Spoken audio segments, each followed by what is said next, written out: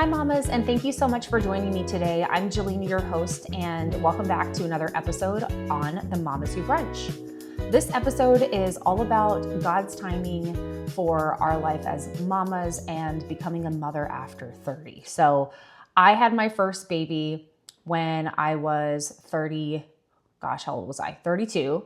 And so I'm going to go through some pros and cons of having a baby at my age versus having a baby in my early 20s. This is just my opinion and my experience. I think every journey is different. And my friends that decided to have babies in their 20s, I am not saying that that is a negative thing because everybody has a different decision to make. And there's a lot of pros to having a baby in your 20s. So we're going to talk about kind of both sides of what that looks like. But I can only talk from my experience.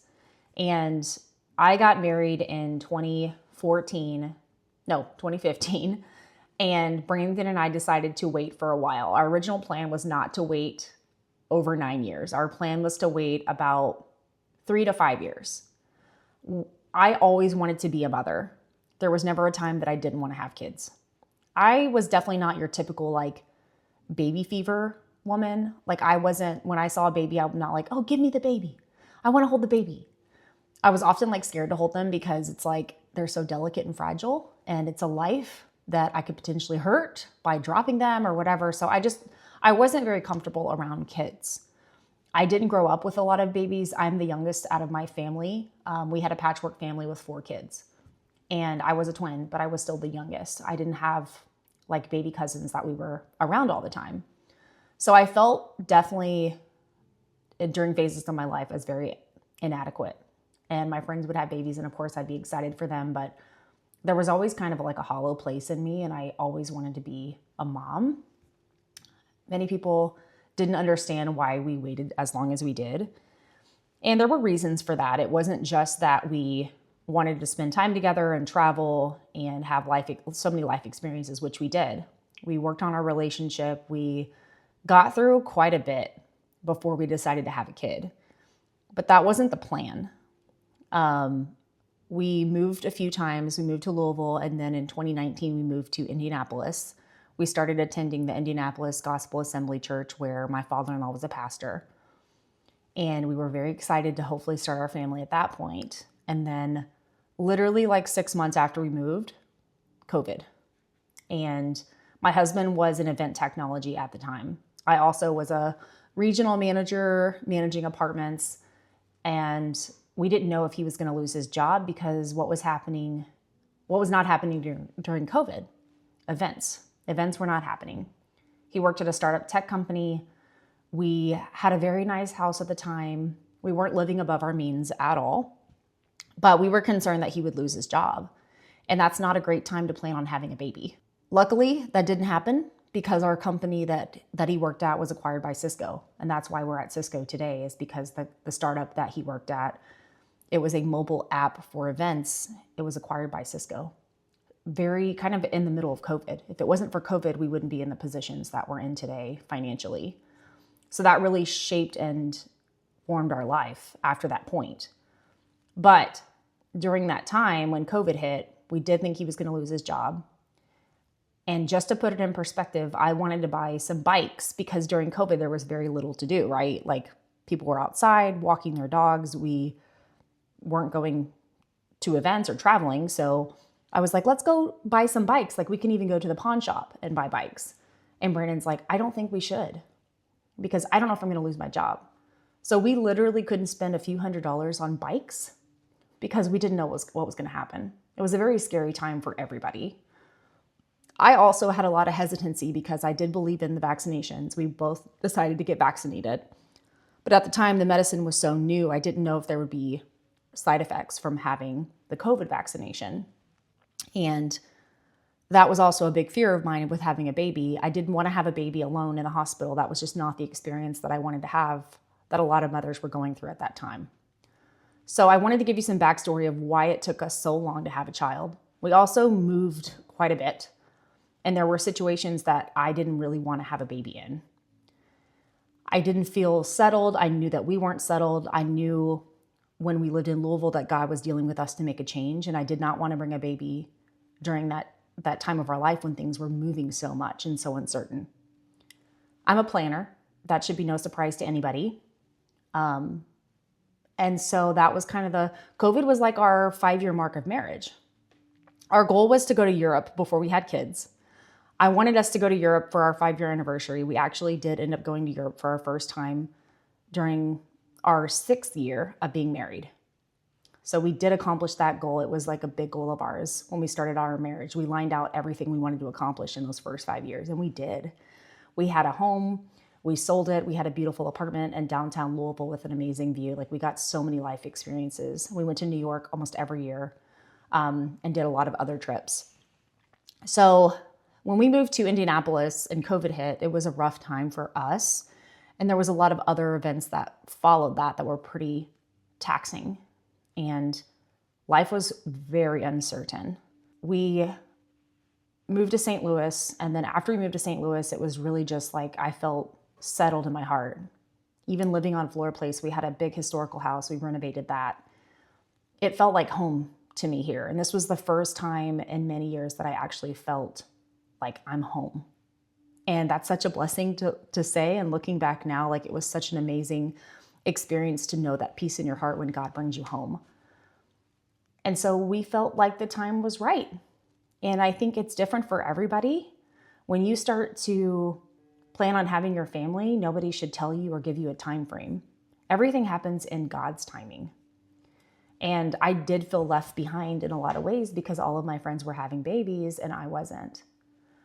And there were negative comments made to me, of course, as there are by many people in life through situations we all face, where people would say, like, are you just being selfish? Like, you don't want to give up your time. You don't want to lose your sleep. You don't want to stop traveling. Like, there was a lot of negative things thrown at me. And it's like, no, like, I want God's timing and I want it to feel right for us. And that's not on someone else's time clock. That's on God's time clock. And we did struggle a little bit with conceiving. It wasn't a long period of time. It took us about 6 or 7 months, which is, I know, not that long, but every time that I would have like my period, it would be so depressing. And I understand the fear that women have of trying to have a baby and it not happening right away. And for me, it wasn't that we had like infertility issues for a long time. It was just the uncertainty of life that we were in and the chapters that God led us through that prevented me from having a child earlier. I wanted a child earlier. It was very hard waiting and feeling like life is passing you by and you're like stuck. It was wonderful, like having time with my husband and traveling and just like working on our relationship and like building a life together. But you still have that emptiness when you long to have a baby. And so there's definitely like pressures in society about having it all by a certain age. And we have to learn how to like release that comparison. God's plan is personal and it's an individual process for every single person. He is designing our life and we don't have to stress and worry about everything falling into place because his time is perfect. And the steps of a good man or woman are ordered by the Lord. He delighteth in his way, which comes from Psalms 37:23. In Jeremiah 29:11, it says, "For I know the thoughts that I think toward you, saith the Lord, thoughts of peace and not of evil, to give you an expected end." I am so thankful that we were able to prioritize our marriage before I became a mother and we became parents. So starting kind of through the pro and con list, I'm a pro and con list person. I know that's very Gilmore Girl of me, but I just want to kind of go through some of the pros and cons of having a baby after turning 30. Our relationship definitely went through changes. Anybody that says they don't have problems in marriage, I just automatically don't trust that person. We had to learn how to resolve conflict. And one of the things that I would love to talk about with Brandon even on an episode is like how we learned how to fight as a young couple, because you have to learn how to argue. I know that sounds crazy, but like name calling is out, arguing in front of other people out, making sure that you're not like fighting before you go to sleep and not like having some type of resolution is a huge deal. The way that we talk to each other, not getting up and leaving the room. Like there are guidelines of what it takes to have like a healthy conflict resolution. And then you create that spiritual unity between a husband and wife. Having that strong foundation is very important. And I'm not saying that it takes years and years to do that, because it doesn't. It's different for everybody. So if you're married and you decide to have kids right away, that's totally fine. This is just my experience and what we decided to do as part of our life plan and our family planning. So another big part of that, right, is we focused on our careers. And I think it's no secret, like he and I have both worked. We were totally the dual income, no kids couple. We loved it. We claimed it. We were super proud of it. I think that really built confidence in us individually and us as a couple. And I think that's a huge part of a pro of waiting until after you are of a mature age to have a kid.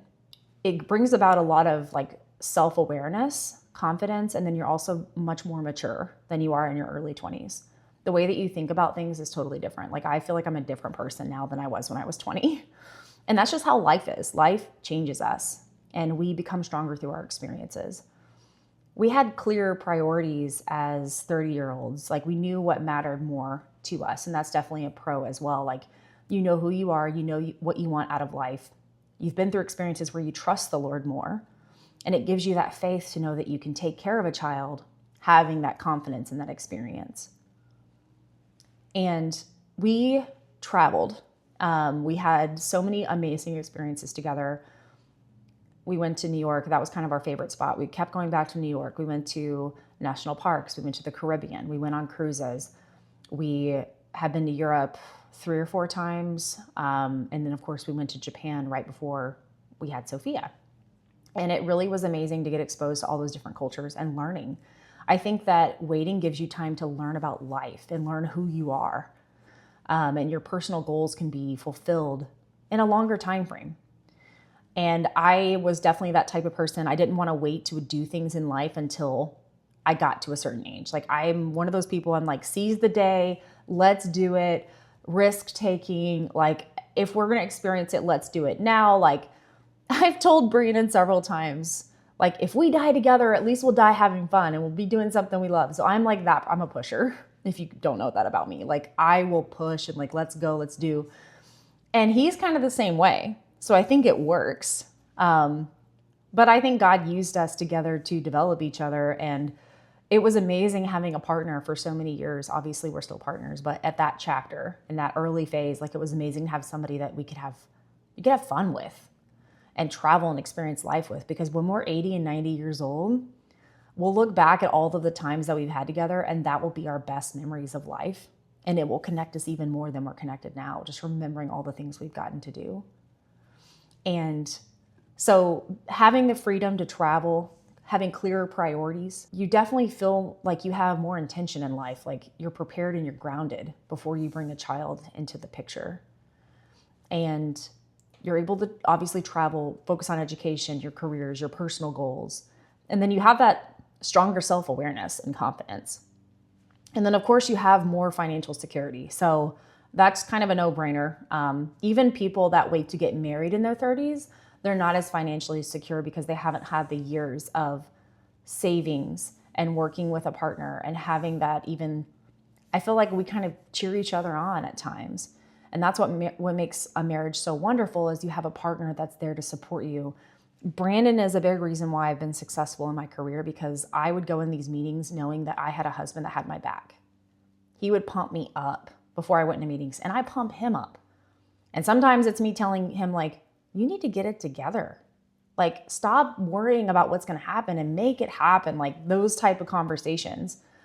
And we laugh because we are each other's biggest coach and cheerleader. And that's important to have in a marriage. And I think we developed that over the years we had together before we had a kid. So you definitely, you have more emotional readiness. You learn a lot spiritually. And I think part of that is just becoming more like Christ in our everyday life. I feel like having a mother after 30 made me feel more grateful than rushed. I didn't feel like I'm like, rushing through my life. I feel like my life has been so fulfilled and now I can pour that into this beautiful baby girl the Lord has blessed me with. Children are a heritage of the Lord. It's the fruit that we produce in our lives as part of God's calling for us. And I know not everybody's called to have a child, But I think it's a blessing and it's a reward from God. Like, he decided to put the gift of a child in our life to raise and to live like him and have a relationship with Christ. Like, it's the most beautiful blessing I've ever had bestowed on my life. Another pro of waiting is like, you learn more about faith. You learn patience. You learn how to trust God through the negatives and challenging situations that we go through. We learn how to surrender. And we can be confident in the Lord that he's begun a good work in us and that he will perform it. And everybody's in a different season of life. And I think that is something to consider. Like, there are seasons of life that maybe you do struggle with infertility or know someone that's struggling with infertility. And many times what I've experienced is women that are struggling with infertility are usually suffering in silence. And I get it, because I often don't want people to know what I'm struggling with, because then they want to ask me about it and it just like keeps poking the wound. It's hard. So I think everybody processes that differently. But he heals the brokenhearted and he binds up the wounds. And we're not subject to a timeline. There's still time. And the Lord can heal that wound, and he can provide, even if you're not able to have your own child, he can provide an alternative, right? Whether that's adopting or having another plan to have a child, or even just loving children in your life. I know women that were mothers that never had a child of their own. They raised me as part of being mothers in the church. And God has a calling for those women as well. The Lord sees us right where we're at, and he has a plan for our lives. And I think reframing the perspective is what helps us get through situations like that. So another definitely positive thing of waiting is I felt like I became whole as a woman, as an individual, before I'm learning to become whole as a mother. And I think when you start your life off where you get married and then you immediately have a child and then you immediately have another one, and it's like you kind of like don't find yourself as an individual and a woman. And you will, but it may take longer, or it's maybe not as easy. So that's my perspective. I'm not saying that women that have kids early are not fulfilled or themselves. I'm just saying it's very common that you find yourself when you have time to grow without having someone else to take care of. So those are kind of some of the pros of having kids after 30. Now, for the cons, the longer you wait to have a child, fertility declines. It's less likely that you will have a child the older that you get. And there's a higher chance of medical monitoring during pregnancy, like there's greater risks. As someone that had a rough pregnancy, delivery, postpartum, I will tell you, I think being older definitely contributed to that. The physical recovery for me has taken so long. I have had pain in my body since I've had Sophia. I'm actually taking pain medications now. And I have doctor's appointments because I've had like some type of nerve damage. And I know that sounds insane, but I'm just telling you, it has been harder for me. There's a lot more exhaustion. I mean, my health is just like not what it was when I was 20 years old. That's just how the world works. Another kind of con is your family that supports you when you have a baby, they're also older. And I'm very fortunate that my parents, as far as my mom and Cullen and Susan, my husband's parents, they're all very like active and fit, but not everybody is in their 50s and 60s and higher. And so I think that's something you consider is like, how is your support group going to be if you wait to have a kid? And also part of that is like, I've had to kind of cope with loss. Like my grandparents never got to meet Sophia. And that's hard. It's hard to be okay with that and accept it and kind of move on, because it's a part of life that I'll never get back. And a beautiful part of my life as a kid, I always expected they'd be here with my kids. So it's something to consider if you decide to wait. And I would say a con to waiting is that your kids aren't the same age as your friends' kids. Like if they decide to have kids earlier, that was a struggle and still is. But the beautiful part is I'm having my first kid when a lot of my friends are having like their third or fourth kid. So it's also kind of nice because we're going through motherhood together, and I feel really grateful because I don't feel like I missed out on anything, if that makes sense. Like we're having another kid at the same time and we're going through that newborn phase together. So I don't feel alone. And that's the thing, like it's easy to think that like, oh, I'm going to be alone because I'm going to have a kid later. my kid's going to be younger than everybody else. Like there's all these thoughts that like come in your head and anxiety. Try to like quiet that as much as you can, because it can really stress you out and honestly even make it harder to conceive if you're like trying to get pregnant, because stress is, I feel like, one of the biggest reasons why women struggle to conceive. And it's like, you have to release a lot of those expectations. My mother-in-law, Susan, my mom, we recorded an episode yesterday about expectations and God helping us release expectations that are not met. My expectations of having a kid early in life wasn't met. I thought I was going to have a kid way before I decided to. I didn't wait because I wanted to. It was just situations that prevented me. It wasn't the time. Comparison steals joy. That's what we talked about on our podcast. You can't compare yourself to other people, and everybody's timeline is different. And I know that's easy for me to say because I have a nice career, I have a beautiful family, I'm married, I have this big nice house. Like I understand the way that comes across, but it wasn't always like that for me. When I was in my early 20s, I was living on an air mattress in one of my friend's apartments. I lived with my grandmother in her spare room for a little while. I drove a car that had issues. I had no money. I ate ramen noodles. Like I've been through those things to where I know what it's like to struggle and compare, right? To compare the highlight reels that we see on social media. And that's a danger. It's a danger to see other people's lives and compare our life to theirs, because we're all in a different phase of life and God has a different plan for each of us.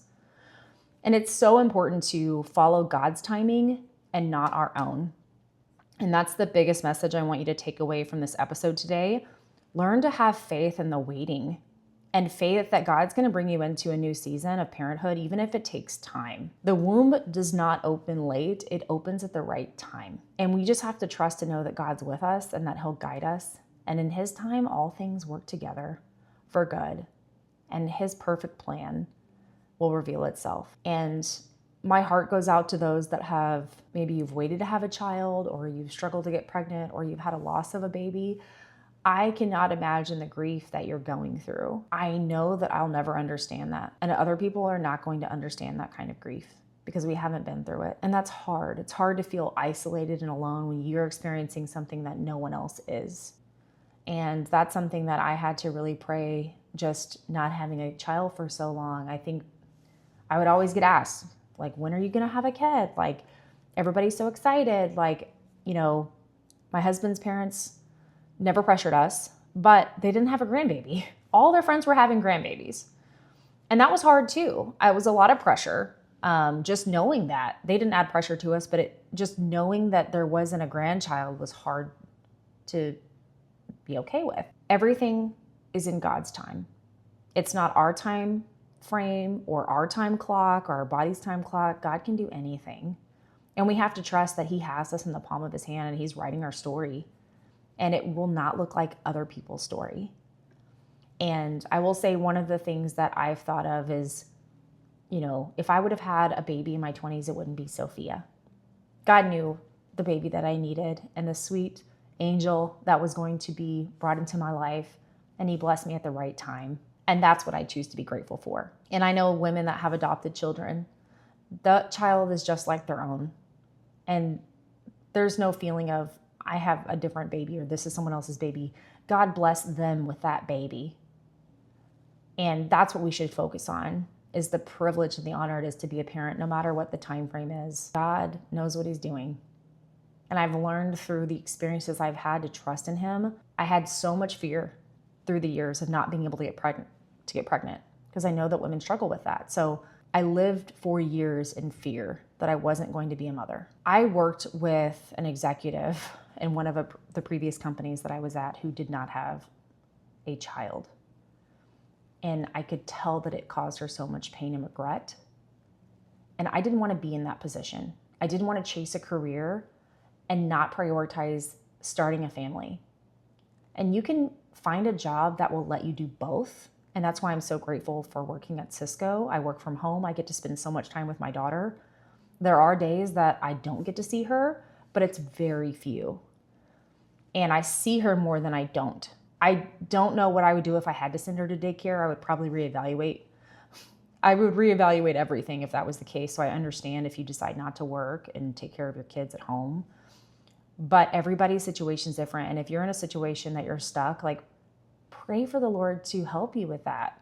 Pray for him to open a door for you to get a different position where you can have that balance, where you can be with your kids, because it is possible.